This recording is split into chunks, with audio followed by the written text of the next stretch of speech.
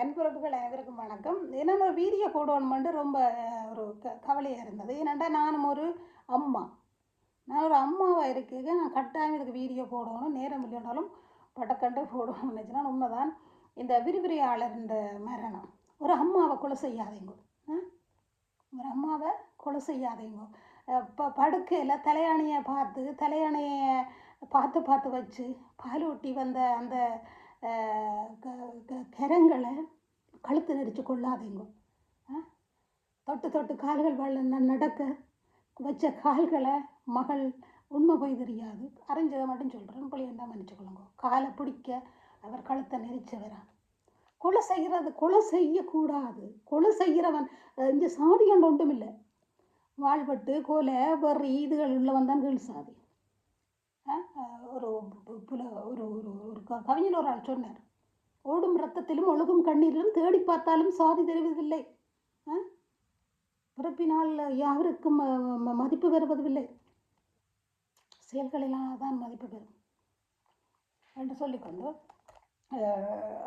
அப்போ உண்மையில் என்ன நடந்தது ஏது நடந்தது. நான் கணக்கு வீடியோஸ் சிலது பார்க்குறேன். நான் என்னடா சிலது எனக்கு பார்க்க வேணும் மாதிரி என்னடா சிலதுகள் நான் டைம் எடுத்து பார்ப்பேன். என்னடா இப்படி இளையோர் இந்த போதைக்கு ஆளாகாதீங்க. தலைவர்களும் இந்த குருக்களும் இந்த எல்லா சமயத்தை நீங்களும் உங்களோட கிராமங்களில் உங்களுக்கு தெரிஞ்ச ஆக்கள் இருக்குன்னு தானே.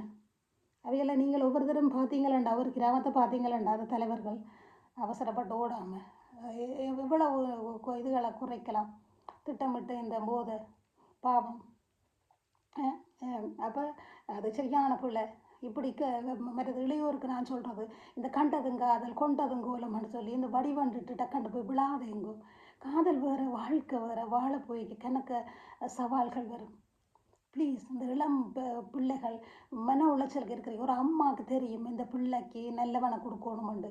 ஒரு அம்மா ஒரு பிள்ளையான ஒருவனுக்கு கொடுக்க மாட்டாள் தன் பிள்ளையை. மற்றது அந்த பிள்ளை கல்யாணம் முடிக்க விட்டவ தானே தாயில் எந்த பிள்ளையும் இல்லை. 18 வயசில் ஓட விட்டவ தானே. பேந்தேன் 3 மாதப்புறம் வந்து நீ திருப்பி என் வந்த நீ. ஆனால் அந்த தாய் நல்ல சாவு. என்னடா பாவம். அது எங்களுக்கு தமிழ் உலகத்துக்கு தான் அது, தமிழ் மக்களுக்கு தான் அது இழப்பு. ஏனென்றால் ஒரு ஒரு ஒரு சித்த மருத்துவத்தின் யாழ் பல்கலைக்கழகம், நானும் பல்கலைக்கழகத்தில் படித்தனால அது வேறு துடிக்குது எனக்கு. அப்படி ஒரு பல்கலைக்கழகத்துக்குன்னு ஒரு பேர் இருக்குது. நான் நினைக்கிறேன் இலங்கையிலேயே முதல் பல்கலைக்கழகம் யாழ் பல்கலைக்கழகம் தான் நினைக்கிறேன். சரி ஏனென்றால் அப்போ எவ்வளவு எங்களை கல்வி சமூகத்துக்கு இழப்பு. மற்றது அவள் தனியாக இருந்தவள். இதுக்கு முந்தி அவள் கல்யாணம் முடித்த இந்த சில வீடியோக்கள் இப்படி கொமெண்ட்ஸுக்கு லைக்கு முடி போடாதேங்க ஒரு தாயை. அவள் முந்தி பிரச்சனை இந்த பிரச்சனை இப்படித்தான் ஒரு வீடியோவில் பார்த்தேன். அவளுக்கு முதலை உச்சரித்தது. அவள் இப்படி தாய் இப்படியா ஒரு ஆள் போடுது. அவளுக்கு இப்படி தாய்மாரி செய்யாதேங்க, இப்படி தான் நடக்கும் உங்களுக்கு கவனம் 2 உடம்பாக போடுது. என்ன ஒரு எங்களோட அம்மா வயிற்றுல பிறக்க இல்லையா, சகோதரங்களோட உறவாடு இல்லையா? ப்ளீஸ் அப்படி செய்யாதீங்க. கொமெண்ட்ஸ், லைக்கு, வீடியோ, ஃபேமஸ் இதெல்லாம் கெட்டதால் வரக்கூடாது. நல்லது செய்து வர வேணும். அவள் அத்தனை வருஷமாக இருந்தவள் அவ்வளவு அழகானவள். 2 பிள்ளைகள ஒரு தவறான பேர் அவளுக்கு வந்துச்சா? ஒரு தவறாக சொல்லுது. நான் வாழ்கிற வாழ்க்கை தான் எங்களை சித்தரிக்கும். சரி, ஒரு நாள் சமூகம் நல்லது. சமூகம் எடுத்த வீச்சுக்கு ஒரு ஆக்களுக்கு பேருக்கு ஒரு முத்திரை பதிக்காது. நானும் தான் இந்த இவ்வளோ காலம் 15-16 வருஷத்துக்கு மாகத்தான் நானும் ஊடகங்கள் எல்லாம் செய்து கொண்டிருக்கிறேன். கொஞ்சம் இல்லாமல் கொஞ்சம் செய்கிறேன், ஏழுமானதை செய்கிறேன். சமூகம் அப்படி எதிர்க்காது. 1-2 பேர் இருப்பினோம் அதில் மேன நோய் அல்லது எதிரிகள், கொஞ்சம் எதிரிகள் தான் நல்ல வாழலாம். அப்படி இருப்பினோம். அப்புறம் எரிச்சல் பிடிச்சார்கள் எங்களை பெரிய எழுதி நினைச்சல் அங்கே எங்கள் எழுதி நினைச்சுமா சமூகமாக சேர்ந்து எதிர்க்காது. சமூகம் நல்லது. டிக்டாக்ல வீடியோஸ் இதனால தெரியும். அப்படி இல்லை எதிரிகள் சொல்லிட்டேன் இத்தனை வகைண்டு. அந்த எதிரிகள் நல்ல இருக்கணும் எங்களுக்கு. அப்போ தான் நாங்கள் வளரலாம். என்னெண்டா நல்லது செய்வோம். எனக்கு கூட நல்லது செய்து வந்த எதிரிகள்லாம் அப்போ எனக்கு பிரச்சனை இல்லை. இப்போ நல்லது செய்து தான் நாங்கள் ஃபேமஸ் ஆகணும் மொழியை. கெட்ட பேரால் ஃபேமஸ் ஆகக்கூடாது. இப்படி ஒரு ஒழுக்கமாக இருந்த அவ்வளோ அழகான மனைவி, இப்படி அழகான ஒரு தாய், ஒரு ஒரு பேர் வந்தது அவளுக்கு இல்லை. எத்தனை வருஷமாக 2 குழந்தைகள் பாவம். அந்த மகனுக்கு அம்மாவும் இல்லை அப்பாவும் இல்லை. எல்லாம் யோசிச்சு பாருங்க. இப்படி கொலை செய்யாதீங்க இளையோரை. நீ ஏன் திருப்பி 3 மாதம் ஓடி வந்த நீ அம்மாட்ட?